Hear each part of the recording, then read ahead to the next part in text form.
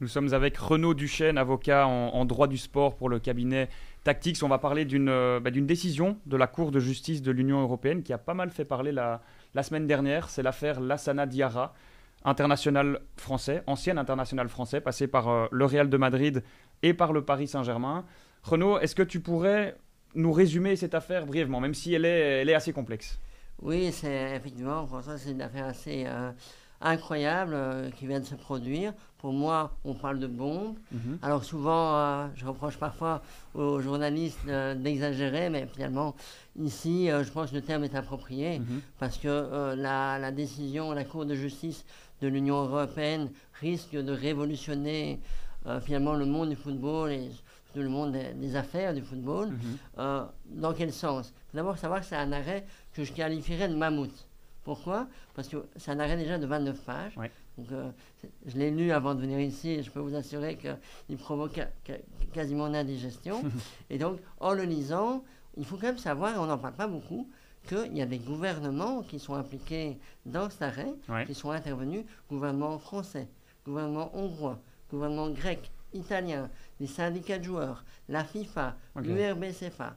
Et donc, c'est quand même une affaire qui a impliqué beaucoup d'acteurs. Ouais, et tout au début, du coup, Lassana Diarra, joueur au Lokomotiv Moscou, c'est ça? Oui, tout à fait. Et décide de quitter le club. Pourquoi? Alors, moi, j'avais entendu également qu'il avait quitté le club. Et en lisant l'arrêt, apparemment, ce serait le club qui aurait résilié le contrat de Lassana Diarra. Donc, le joueur de mémoire est engagé en 2013, en août 2013. Et un an plus tard, le club moscovite décide de résilier le contrat.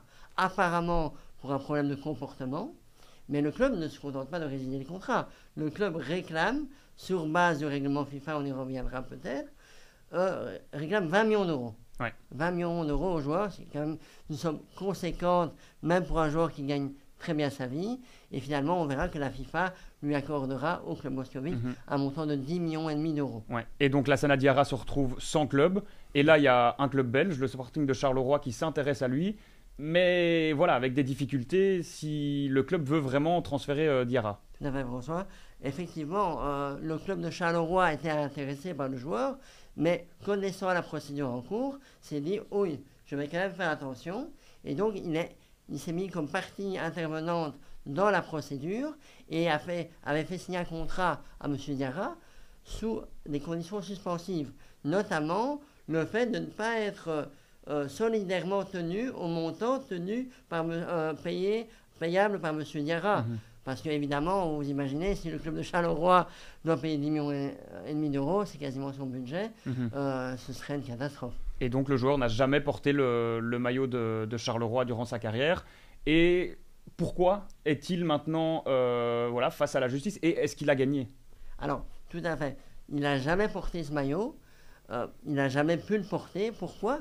Parce que dans cet arrêt, il y a plusieurs points, mais je vais essayer de ne pas d'aller trop dans le détail non plus. Pourquoi? Parce que l'Union belge de football, et pourquoi l'Union belge est appliquée? Parce qu'elle n'a jamais délivré le certificat international de transfert. C'est un peu le sésame, pour faire bref, entre deux associations.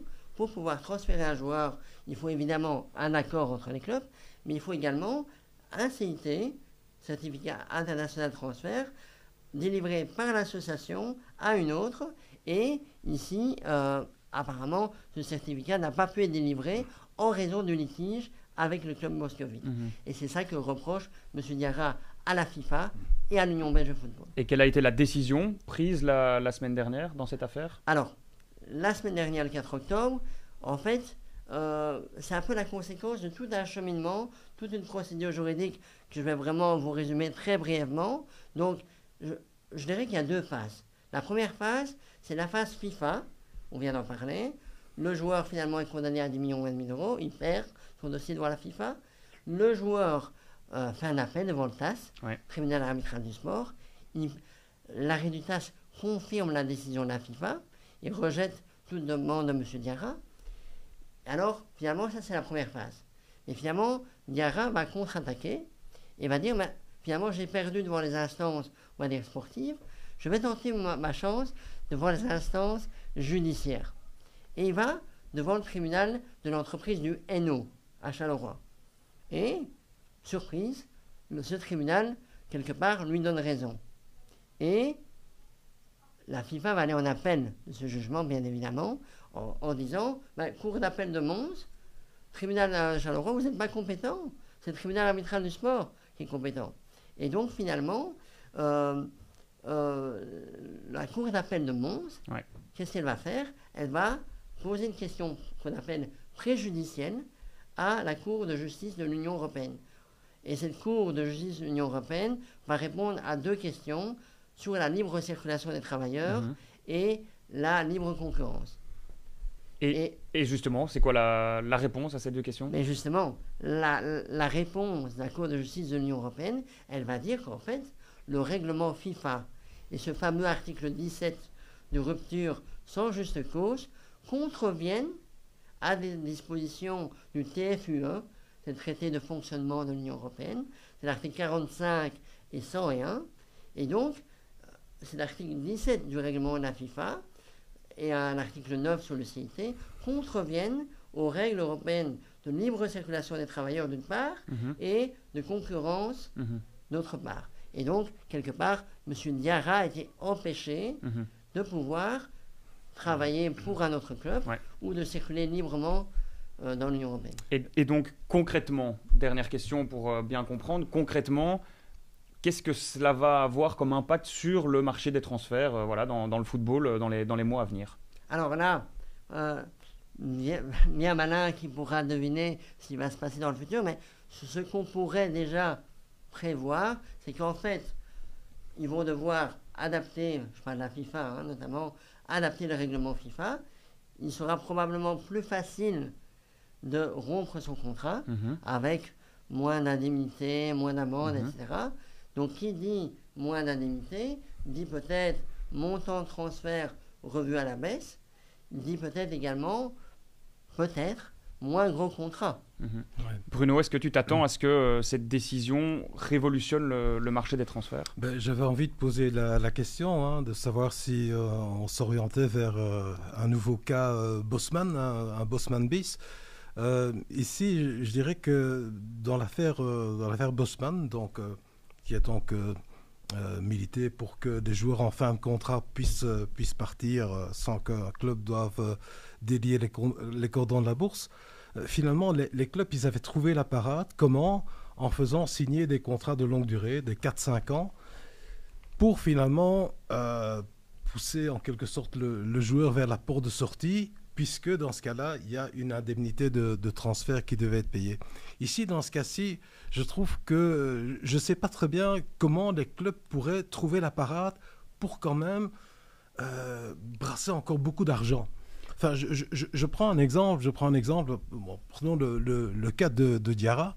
Admettons, il lui reste 1 an de contrat au Lokomotiv Moscou. Finalement, il a un contrat d'1 million par an. Donc, je dis ça comme je pourrais dire 5 millions. Et il y a un club qui est intéressé et qui dit, écoute, si toi, il te reste un contrat d'1 million, écoute, tu viens chez nous, on te prend, etc. Et donc, le club moscovite, lui, il se dit, non, mais si je le vends, je vais dire, alors qu'il est toujours sous contrat, moi, j'ai peut-être une somme de 20 millions ou de 25 millions. Donc, comment est-ce qu'ils vont pouvoir trouver la parade, justement, pour garder cette masse d'argent? Et justement, oui, du coup, à cette question, qui sont les gagnants et les perdants de cette histoire? En prenant l'exemple de Bruno avec par exemple, Diarra qui gagnerait 1 million d'euros au Lokomotiv Moscou. Mais je pense clairement, pour répondre à Bruno, que les gagnants vont être les joueurs. Pour moi, c'est clair et net. Pourquoi? Parce que les clubs vont avoir plus de mal à garder les joueurs, vont peut-être devoir demander des montants un peu inférieurs à ce qu'ils demandaient aujourd'hui. Et à mon avis, les montants correspondront plus, vous parliez de la valeur résiduelle du contrat, correspondront plus à la valeur résiduelle du contrat. S'il vous reste à 1 an 1 million d'euros à payer sur l'année de contrat, le club paiera 1 million d'euros, mais peut-être que la valeur du joueur sur le marché de transfert est de 15 millions d'euros. Et donc, c'est ça qui, après, quelque part, ça corrige un peu quelques dérives, parce que moi, dans ma pratique quotidienne, combien de fois je vois des montants exorbitants demandés pour des joueurs, entre guillemets, moyens, avec des contrats moyens. Donc, quelque part, ça peut rééquilibrer les choses. Mais pour moi, pour répondre à votre question, c'est les joueurs qui seront gagnants. Mais maître, ce qui est fou, c'est que sur les dernières années, un club comme Chelsea a dépensé 1 milliard d'euros. 1 milliard d'euros en transfert. Je veux dire, avec ce nouveau système, ils pourront faire de sacrées économies. Oui, c'est vrai. Mais je pense que, finalement, on en parlait tout à l'heure, ce système, je pense que c'est vous qui l'évoquiez tout à l'heure, le système parvient toujours à s'adapter aux nouvelles règles, aux changements. Donc je pense qu'à la fin, ce seront toujours les grands clubs qui amèneront les meilleurs joueurs et ils trouveront, comme vous disiez tout à l'heure, la parade pour que ces joueurs restent. Est-ce qu'on va allonger la durée des contrats? Est-ce qu'on va offrir d'autres garanties aux joueurs? Alors, je n'imagine pas que du jour au lendemain, les joueurs pourront partir comme ça. Pour une croûte de pain. Pour une croûte de pain. Ça, je n'imagine pas. Ça mettrait tout le système en l'air. Donc, je crois qu'il y aura, comme vous disiez tout à l'heure, des parades. Oui, parce qu'en fait, le foot... je suis un ancien combattant, donc le foot a fort évolué. Donc moi, j'ai connu une période où finalement les recettes de championnat suffisaient pour rétribuer les joueurs donc, en Belgique. Et puis, les recettes de championnat n'étaient peut-être plus suffisantes. Il fallait également les recettes européennes. Et finalement, là-dessus est venu se greffer le fait qu'il faut vraiment vendre le joueur pour pouvoir boucler son budget. Donc là, en Belgique, on est à ce niveau-là. Mais à un autre niveau, c'est encore une toute autre histoire, en fait. Dernière question, c'est difficile d'imaginer voilà, les retombées de cette affaire. L'arrêt Bosman, on en a parlé, il y a eu des retombées énormes. Ici, on parle de bombes. Est-ce qu'on peut imaginer que ça ait les mêmes impacts, voire même plus que l'arrêt Bosman? Oui, pour moi, ça peut avoir le même impact que l'arrêt Bosman. D'ailleurs, dans l'arrêt Diarra, il est fait référence plusieurs fois à l'arrêt Bosman. Ah oui. Et donc, je pense qu'ils se sont inspirés de cet arrêt pour justement rendre leur décision ici le 4 octobre, en disant clairement qu'il y a un non-respect des règles de droit européen et que, alors on parle souvent d'exception sportive, et que ici, l'exception sportive n'a pas lieu d'être. Et donc, quelque part, moi, je pense, la Cour d'appel de Mons, elle va être pieds et poings liés par cet arrêt. Et donc, je pense que l'impact va être énorme en termes de stabilité des contrats. Et donc, ils vont devoir, la FIFA, avec les syndicats et les acteurs du football, peut-être réécrire une partie du règlement, supprimer toutes ces indemnités et les sanctions sportives. Parce que c'est ça qu'on reproche également, c'est les sanctions sportives infligées aux joueurs. Je vous rappelle, ça peut aller de 4 mois à 6 mois de suspension, ainsi que pour les clubs. Et donc, c'est tout cet aspect-là, sanctionnateur, qui est également critiqué par l'arrêt. Maintenant, je pense qu'au niveau des clubs, il peut y avoir également un bon côté. Je songe au cas d'Edric Boyata à Bruges, dont Bruges veut absolument se séparer, mais le joueur dit, écoutez, non, moi j'ai signé un contrat de 3 ans à telles conditions, moi ça me convient très bien, donc je ne veux pas partir. Il y a eu le même cas à Anderlecht avec un joueur qui s'appelle Diarra également, et qui dit, écoutez, non, moi je ne vois pas pourquoi je devrais partir, parce que. Et peut-être que dans ce cas-ci, on va trouver une manière de se se séparer plus facilement du joueur. Oui, c'est ça. On verra comment cela évolue dans les prochains mois. Merci beaucoup en tout cas pour ce décryptage. S'il vous plaît. Merci.